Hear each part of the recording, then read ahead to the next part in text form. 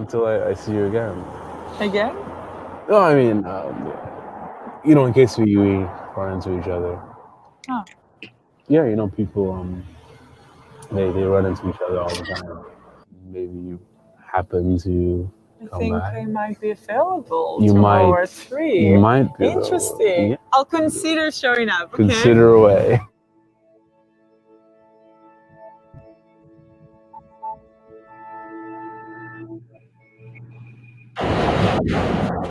Well, until I see you again. Again? No, I mean, Hey guys, good evening. Thank you so much for joining us here this evening at the Hip Hop Film Festival. Hip Hop Film Festival always knows how to make something into a whole vibe. They have transformed virtual party screening watching. This is incredible. I'm Kevon Edwin. I am the co-writer, co-producer, and co-star of Crush, and I am here with Shai again. Hello, I'm Shai Framkin, and I'm also the co-writer, co-producer, co-actor with wonderful Kevon. Yes, I think first thing to just start it off is, Shai, what do you think was our inspiration when we were thinking of creating Crush? How was this baby born? We're brainstorming and going a lot of back and forth between what we felt that was mainly the disconnection that society was going through these days, and unfortunately still nowadays, and how we couldn't connect anymore with one another, and we were only stuck in technology, and we just really wanted to make a little statement about that. Yeah, and I think through our whole creative process, just to add to that, what we're always keeping in mind is how do we tell a story that is not only truthful and authentic, but how do we remove ourselves from that process and let the story guide? Can you speak to how we shape the story in terms of going through different drafts and then coming to this final piece as it is? Yeah, quite quickly, actually, we came up with a script. We're just sitting in Starbucks again and again and again, and we kind of knew what we wanted to talk about. There were points that we thought of almost making it like a horror movie or something really creepy, and then we decided to go with simplicity more. Right? Would you say that? Very true, very true. And I think a big help to our creative process was after we had written the script, when we brought on Jamo, the director, and the meeting collaboration of the three of us is, three artists, the way that we saw the story and realized what it was, but we were able to really strip it down to its core, because I think between Shai and I, we're very creative, and we like to have stories that are, for example, when we started off with Crush, it was like 12, 15 pages or something. And by the time we got to the final round, through collaboration and through working it back and thinking of how do we stick to this story? Like, what are we trying to say to an audience? We brought it down to like 7, 8 pages. And that's just the creative spirit of like the three of us coming together and really diving down into the story. Shai, what was your favorite part of the process of making Crush? Our talks before every filming day, because Kevon and I would actually speak on the phone or face to face, even either at the end of each shooting day or before, and we would say, okay, that's the script that we have, but what else is there? How else do you and I see the story between one another and with the director? And that just gave us so much more freedom to come from a truthful place, and then it wasn't just characters for us, it was us. And then I think, it was just really magical to me. Yes. What was yours, Kevon? For me, I would say the favorite element of it for me was the day-to-day working on the scenes, because I mean, as you know, this was a very small crew, and Shai and I wore many hats. We had to flip from producer and making sure we're staying in budget, are we on time, or we're casting, just working all of that. But my favorite part was when we got to really just take off all those caps and just be two actors and just work with the director Giacomo on the scenes. And I really I really, really appreciated his style of directing these scenes. There were moments that he captured that was just myself and Shy sort of improvising and working naturally and truthfully with the characters without even the consciousness of action, you know. And I think for me that was my favorite part, that we really got to just play in those characters, you know, feel that love, feel that chemistry, feel the distance at some points. And yeah, I think just the allowance and the freedom of that was just my favorite part. Johan, I like yours better. Question now, you know, that's the favorite part. So what do you think was the most challenging thing for you, especially since, you know, as an emerging filmmaker and having to work with a small team, a tight budget? What do you think was for you the most challenging part about making this happen? I think it was the fact that we were also producing it. So we really wanted to have the best quality product we could have, but it was a tight budget. So we were really trying to, you know, collaborate with people, ask for small favors, go to school the next morning, you know, not really sleeping, but really wanting it to be perfect the way we envision it.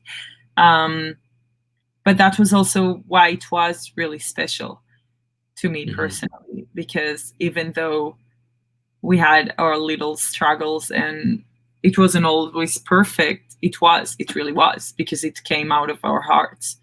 So it's not really a negative thing, I think. Yeah. But no, I totally get you. I totally get you. I think for me it's much of the same thing. You know, just echoing that sentiment of wearing all those different caps. But I think specifically for me, the most challenging part were those discussions where it was, do we want this or that? Because we can't have both. You know, and I think for me, that's just from a producer's perspective, it was like, I kind of wanted both all the time. And it was really hard for me to make those, you know, cold decisions of, do we drop this scene because it's not going to match up with our budget and our timing? You know, those were for me the hardest things, because being a writer, you put all that on the page and you want everything to happen. But then when you step into the other role, it's like, well, that's a great creative idea, buddy, but can't make it happen. So that for me was the most challenging part, letting go of some things that I felt were, you know, necessary to make the film even better. But looking at the final product, I can't be anything more than happy, because it's literally perfect in the sense of story with the message that we wanted to tell, you know? Yeah, I agree. I'm going to add up on that also. Once we saw the film growing in the editing room, the director Giacomo edited it. He did an incredible job. And I remember that we were thinking, should we get rid of this scene and that scene? Because we were already connected to it emotionally, to certain images or moments that we shared together on the film, in the film. And then it was just really hard to be like, okay, but that scene doesn't bring the story forward, so we should just cut it. Even though the image was perfect and we wanted it there, but we had to for a better storytelling experience. Yeah, and I think in many, many ways that's more so our job, you know, especially in a time like this now than ever, is to find stories that are impactful, that have something to say to society, that hold up a sort of, say, take a hard look at this action or this behavior that we have. And I'm so proud that Crush is able to do that. And I'm so glad we made those choices in the creative room to be a slave to the story, you know? Now, when, in terms, because this film has been, you know, been to a couple of film festivals for a while now, can you just talk about your experience with people's reception of the film? And, you know, did it live up to expectations? Were you surprised at how people were reacting? You know, just talk about feedback that you've gotten from the audience. I think what I like the most about audiences' feedback is how annoyed they get when we go back in time, because that moment, you know, when we're in bed and then there's that going back, and then you can hear in a theater oh no, Right. kind of reactions Yeah. like that, just like, yay, okay, the message is there, it's fine, people hate us, it's good. you know um Yeah. or reactions such as, now every time I take the subway, I never touch my phone. I'm trying to look up. I'm trying to get to have an eye contact with someone. I think that was personally a Mhm. really powerful reaction that made me so, so happy that we got, because that was our purpose mainly, to make people believe in real communication again. Yeah. Yes. Thank you, Awesome. Kivon. What was yours, Oh, Kivon? like it's. I think for me, it's always because why do we do this? We do this because we want to share a message with an audience of people, and for me, any reaction is beautiful. I remember, this film festival went out to in LA, the Collaborative Film Festival, and there was just a genuine love and appreciation for the film and for what it said. And everybody wanted to have conversations with us. They wanted to know why we chose this story, why we ended it, how we ended it. How can we address this? How do we move forward as a society from this? And to me, those conversations and that energy is, I wasn't even expecting it in the sense that I didn't know it would happen in that way, but I'm so glad that the film is able to resonate with people in that manner, and seeing it at that film festival was probably the most powerful and potent for me. Yeah. Any Yeah. other film festival favorite moments for you? When you and I went to Cannes, because it was absolutely perfect. I remember seeing it the night before, and we screamed. We were apart from each other down the street, and we literally screamed, "See you tomorrow" in Cannes. And it was just so magical to have that experience with you, and to be able to support our film, and to feel so connected, to know that we're taking our experience forward. And Yeah. I have the distinct pleasure of knowing you very well, Shai, and a lot of people look up to you now because not only of this film but with all your other work and the things that you're doing to progress your career. What would you say is the biggest factor that inspires you, not only as a creative but just generally in reaching to the heights that you're reaching, in progressing the way you're progressing? Like, what do you think is the biggest factor that keeps you going? Because I think it's really important for people to hear that.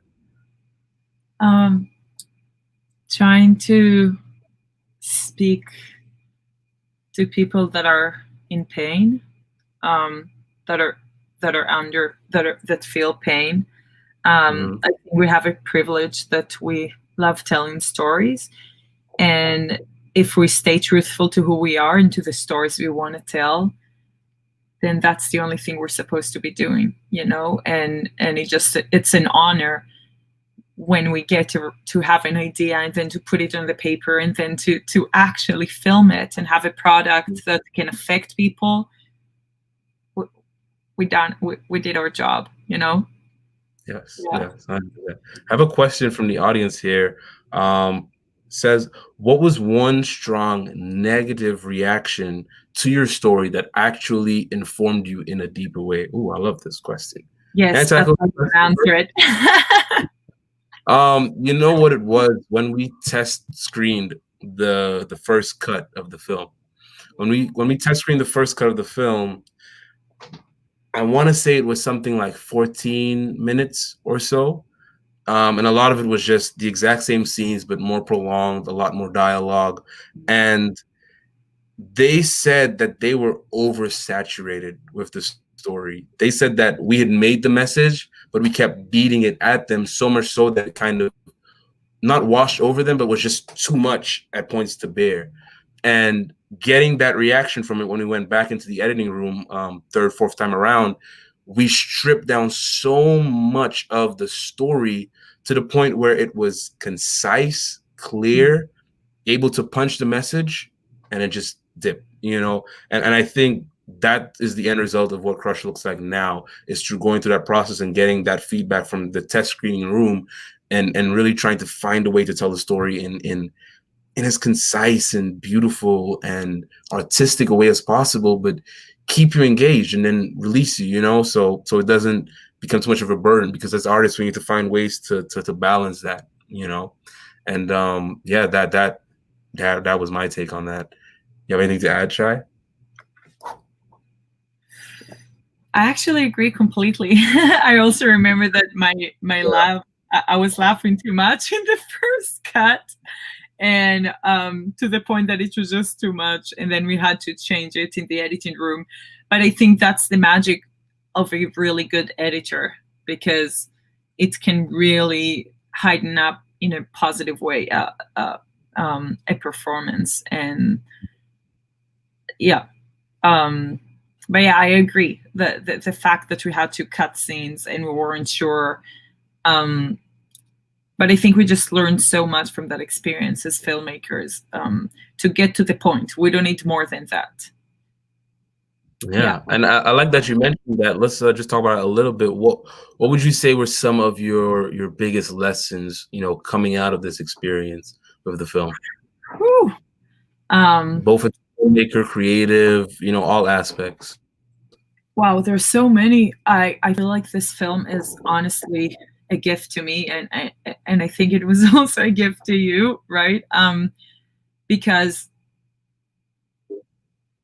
we were able to learn what worked with this film and what did not, and what could have worked better toward our future projects. Whether it was writing, whether it was us deciding to improvise in certain scenes. So that kind of gave us you can always be more truthful when in your screenwriting. Whether it was even like to the point of like even like the AD and the AC and what they did on the film, even all the extras and the locations, and even the fact that we could not have had sound on the train, and we just learned so much, or film festivals or networking.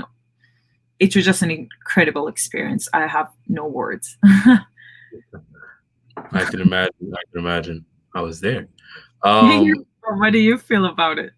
Yeah, from me, I would just echo the biggest takeaway for me was just, as a filmmaker, we have to be adaptable, and this film definitely taught me that through this pre-production, production, post-production. At every step, always be willing and open to adapt, to the story, to what's happening, with your creative team. Just be open and be able to, be flexible, because it's through that process that, things like Crush, the magic of it is born. That's how I feel. We got to wrap up the discussion. Any final thoughts, Shai? Yeah, just that when you're creating a film, all voices matters equally, I mean, the director comes first, of course, but I mean, it's such an incredible experience when you can listen and adjust and work with a warm heart, an open heart, and an open mind. Right. That's everything. Beautiful. Thank you, Kivon. Thank you. My day. Shout out to everybody who joined us this evening for this live watch party. I am truly, truly grateful that you came out. Thank you to the Hip Hop Film Festival for hosting a dope edition. Until next time, guys, peace out. Thank you. Much love.